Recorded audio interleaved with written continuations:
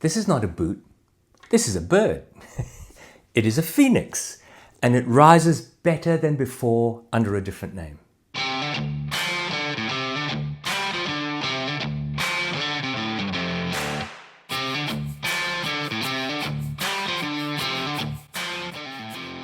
How you going? Welcome to my boot review channel called Bootlosophy, and my name is Take. I'm working on Wajak country here in Western Australia, which is Wajak Noongar. I'm here today with a phoenix. This boot, like a bird, has arisen after the previous has fallen. The brand De Vier started appearing around 2023. And while not having a huge presence, it caught the attention of die-hard boot nerds like myself for producing a strongly made boot for a great price around the US $150 to $180 range. For whatever reason, and in my sole opinion, I think possibly because the price couldn't match the costs of rapid expansion, it closed in 2025. However, one of the original founders, Daniel, rebranded and relaunched the already improved De Vier Nomad Heritage Style mock-toe boot as the Bristow boot under the new brand 724.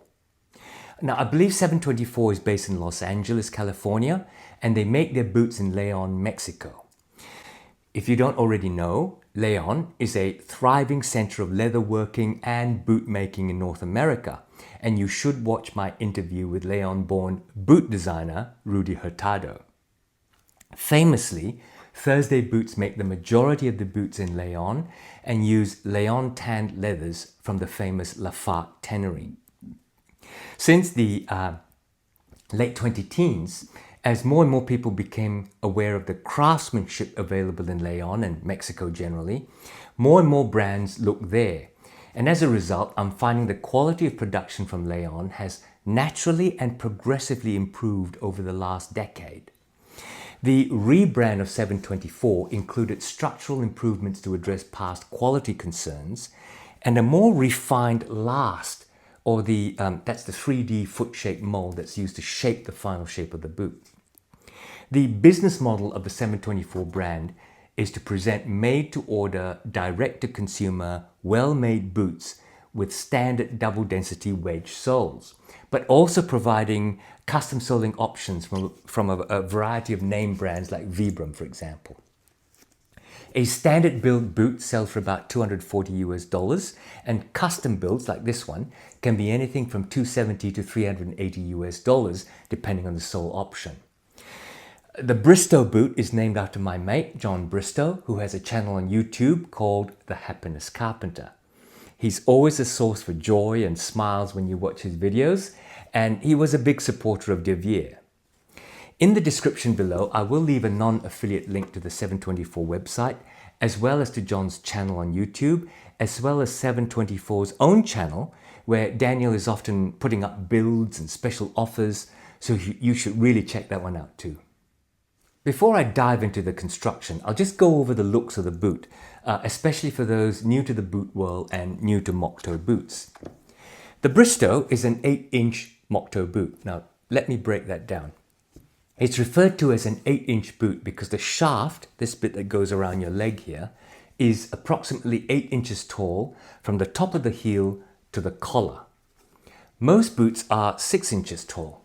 Now, in theory, an 8-inch boot provides better ankle support as well as being more capable of keeping out sand and dirt from falling into the boot, especially if you're wearing this as a carpenter or a builder or a plumber, working in environments where sawdust or sand and grit can get in.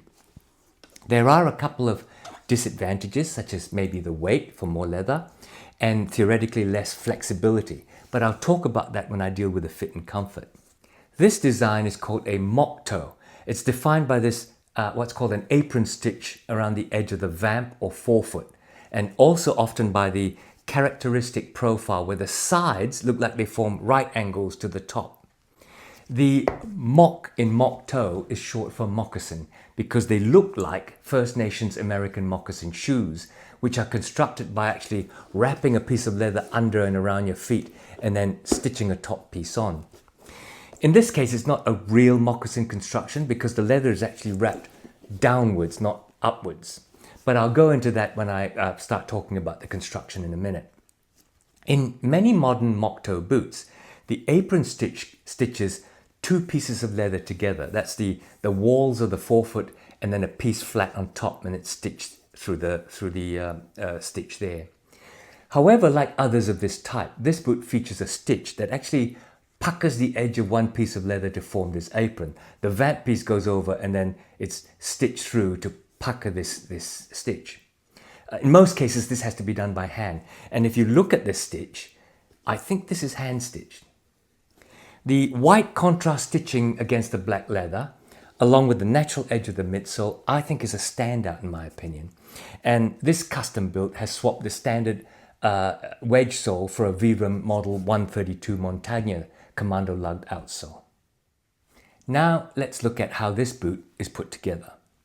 First, know that Daniel provided this boot for me to review. All I had to pay was about 130, 140 odd Aussie dollars to cover postage and GST taxes. I know that this may mean to you that I'm going to pull punches in my review. And for sure, I am really happy I got a good boot for free or at a discount.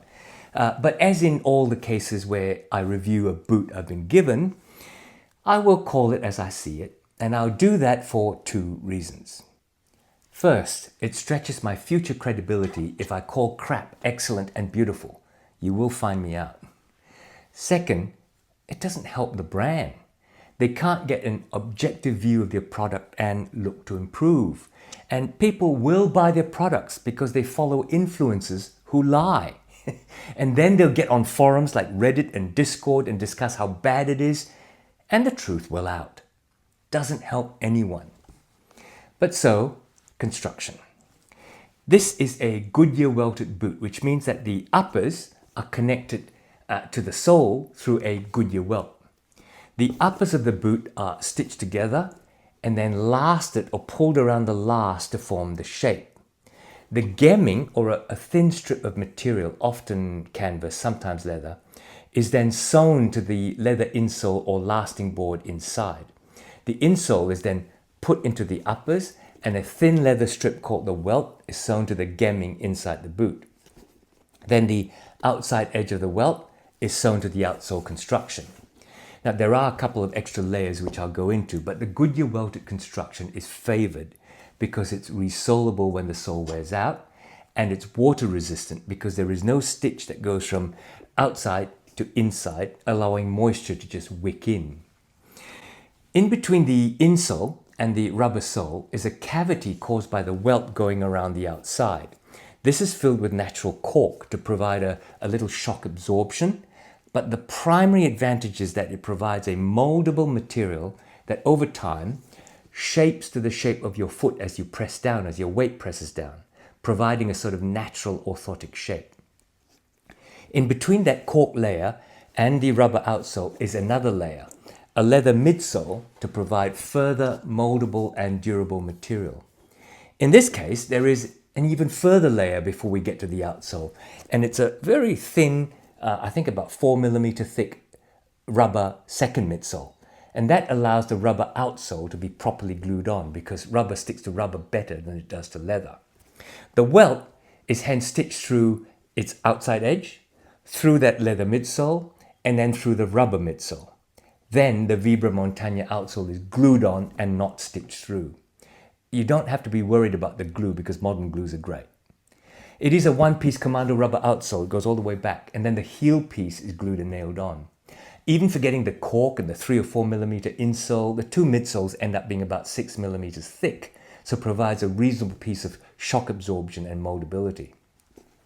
Just to clarify something I said when I did the unboxing video, this has a removable rubber-backed leather-topped comfort insole. When I removed it during the unboxing, I saw a stitch that went around the lasting board, or that's the fixed insole, and I said I was puzzled because I thought it looked like a Blake stitch, which is a stitch that goes around the insole and all the way through to the outsole. In fact, it's the stitch that attaches the lasting board to the gemming strip I spoke about earlier. Now, Red Wing glue the gemming on. These guys stitch it on. Okay, moving on up. The boot is fully lined with a soft leather lining. The heel counter inside is elastic and covered by a leather rough-out cover, so it has a bit of grip. I'm not sure what the toe stiffener is, but it is quite firm and it keeps that mock toe shape well. This pair's uppers leather is chrome tanned black oiled rough-out. You can also get the Bristow boot in cypress or green rough-out and in black crazy horse and forest full grain leather. This rough-out is about 2.5 to maybe 2.6, 2.7 millimeters thick, which is a pretty good thickness, but it is also very soft and supple, even with the support of the leather lining. The shaft is just so flexible. It's an interesting oil rough-out that does not feel oily or waxy at all. It's definitely not like Horween's wax flesh, and is more like a well-used rough-out work boot that you've maybe oiled with mink oil or something a couple of times, or maybe got your greasy hands on it. You can see patches where it looks moisturized and patches where it's looking dry and nappy. I'm not sure this is going to be fantastic for patina, to be honest, but it should show off wear as smooth bits and rough bits. If and when you condition this, I think just treat it like any other rough-out. You can spray it with a suede rough-out conditioning spray if you're wanting to be careful about getting it too greasy. You can also, I think, slap a coat of grease like Obernoff's on it, especially if you want to waterproof it from the worst weather. Something like waxy like Smith's would also work, a beeswax, but it will leave a waxy surface. If you don't want that, be careful. I think you can also sparingly apply liquid mink oil or liquid neat's foot oil. Unless you want to seriously weatherproof this rough-out, the only thing I'd say is try not to drown it in oil. Try not to make it sticky with a greasier balm. The top of the shaft, the collar, is a big French binding, a roll of smooth out leather that tucks into the uppers leather and into the lining. The edge of the lace facings, however, are just raw cut leather. The tongue, which is also lined, is semi-gusseted up to the 5th eyelet that helps with water resistance. There is branding on the tongue as well as at the heel, if you can see it. In the black, you can hardly see the branding really. The stitching looks very clean. It looks very precise.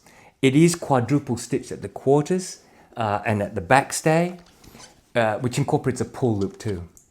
And while not, perfectly the same stitch lengths or perfectly parallel, it is clean, and the lack of exactness, I guess, reflects its handmade nature. We seem to live in a contrasting world of Viberg these days, where we demand a handmade boot and yet also demand such preciseness that hides the handmade nature of the boot. The hardware is 7 eyelets made of what looks like anodized steel, plus 2 speed hooks at the top made of shiny steel. The speed hooks are like those on hiking boots, with a kind of base plate that's riveted to the leather. An interesting choice I see, which some of you may see as poor finishing, is the raw edge of the welt and the midsole. Some brands will finish off that edge. They will sand it really fine, and then they add wax to it and then polish it smooth on a wheel. This edge here is like another Mexican-made brand, Cordoba's, where they choose to sand it but leave it raw and quite nappy. Now, I honestly don't know if that means they might suck in moisture if it gets wet. But if you're worried, you could always apply a coat of wax on the edge yourself anyway. That's the construction. Now let's look at the sizing. 724 say go true to size. That worked for me. I measure US 8.5 in D width on the Brannock device, and on boots like Red Wing, Parkhurst, Grant Stone, Allen Edmonds, Alden, lots of others, I size a half down. But in these, I took a size 8.5. Now be aware that the standard 724 width is actually a double E wide. So this is an 8.5 double E. Lengthwise, I don't think an 8 double E would be good for me. My toe is already a little less than a thumb's width from the front of the boot. The high volume of the mock toe with the double E width makes this quite a loose fit, and I have to keep the removable insole in and also wear them with thicker boot socks. I took this for a long walk early in the piece when I got them with normal socks, and at the end of the walk My toes were tired because I felt that the whole way through that they were scrabbling inside the boot for purchase. The heel wasn't the problem, and there was no heel slip at all, but the toes were flexing to find grip. If you find it too snug, you can always remove the removable insole, but I'm not sure you need to really. In terms of the fit, the last is well designed enough. It grips the heel, but the waist is a little wider than I think my foot prefers. The ball of the foot in this double E width, it's not loose, but it's certainly not snug. And that's if I'm wearing thick socks. In normal socks, it's voluminous. The comfort though, underfoot, really nice. On top, the leather is so supple that you don't feel restricted and tied up, even with that higher 8-inch shaft. The support is definitely there, but you don't get that other side of the coin where the support comes with inflexibility. Underfoot, the padded removable insole has some molded features, so you get good arch support. Now, I don't know if there is a shank because some wedge sole boots don't. And I don't know if there normally isn't, but maybe Daniel added one for this heeled boot. In any case, it feels solid enough under the arch, so I am guessing that there is a shank of some kind in there, probably a steel one. If the fit without the removable insole wasn't as voluminous, I would probably try it first without the insole so that the leather and cork can shape to my feet. But it's comfy as it is. The Montagna sole isn't bad. It's not as hard as some Vibram models, and so there is some shock absorption, but obviously not as much as a double density wedge sole. So at the end, what do I think of the value? I'm sorry, but because of its history, I do have to compare it with the old De Vere models. I think it's better made with better materials than the original Nomad models. I like those, but they were definitely built to a price aimed at a good slug under $200 US, and I found their last a little bit narrow at the toe. I think this is as good as the later De Vere Heritage Nomad models, one of which is on my most comfy list for 2025 acquisitions. You can go and watch that video.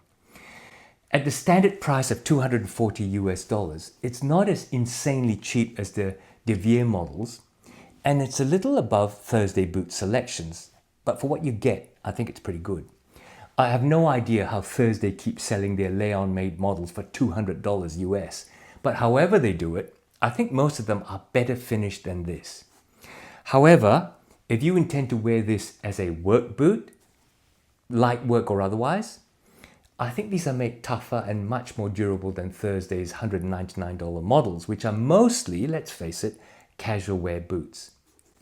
They are a little cheaper than some Cordoba's boots standard models, and I think they're better made. They're a good $60 to $100 US less than Red Wings, which I think fairly reflects the difference in quality, if not the durability. At the end of the day, I can't disagree that for what you get, $240 for a standard boot is good value. And there you have it. A brand reborn, gaining popularity for this price range, smartly starting small this time and hopefully will build up. Well-made boots with well-sourced mid-range materials, durable, smart looking. Tell me what you think. And while you're down there commenting away, don't forget to click on like and subscribe. It helps me out, as your comments do. I shall love you and leave you here. I'm back tomorrow and next week, of course, with another review. So make sure you're subbed and don't miss it. Take care out there. See you soon.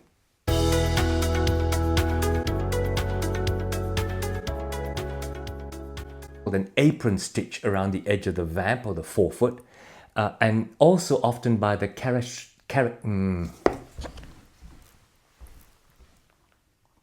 cannot say characteristic